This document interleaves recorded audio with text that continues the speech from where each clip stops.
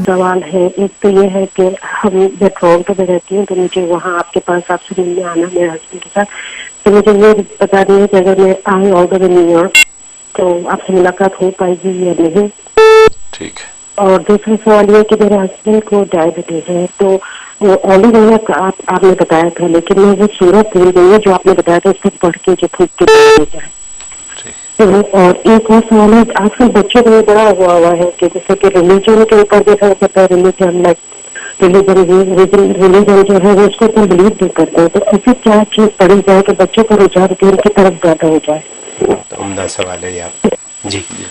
जहाँ तक पहले सवाल का ताल्लुक है, तो मेरी मुलाकात के 2 दिन होते हैं, ट्यूसडे और सैटरडे, एक्सेप्ट फर्स्ट सैटरडे छुट्टी होती है।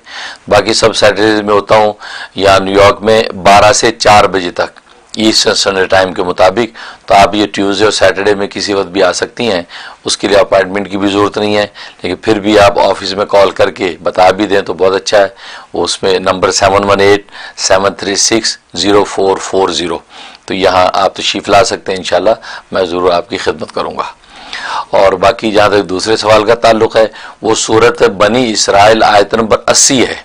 सूरत बनी इसराइल आयत नंबर 80, ये दम करनी है 41 टाइम, तो दम करें और वो ऑलिव ऑयल पिएँ, इंशाल्लाह बहुत मुजर्रब है, डायबिटीज बिल्कुल ठीक हो जाएगी।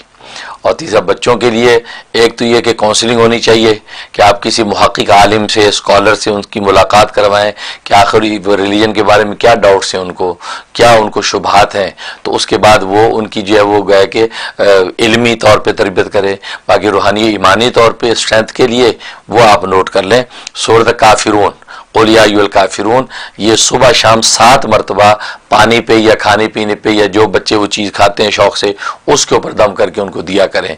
और ये 71 डेज़ की नीयत से शुरू कर लें, इंशाल्लाह अल्लाह उनकी ईमानी जो कैफियत को दुरुस्त कर देंगे। बाकी इल्मी तौर पे जो उनकी शुबात हैं वो आप किसी स्कॉलर से मिल के उन शुबात को दूर करवाएँ, इंशाल्लाह वो रिलीजन पे बिलीव करने लगेंगे।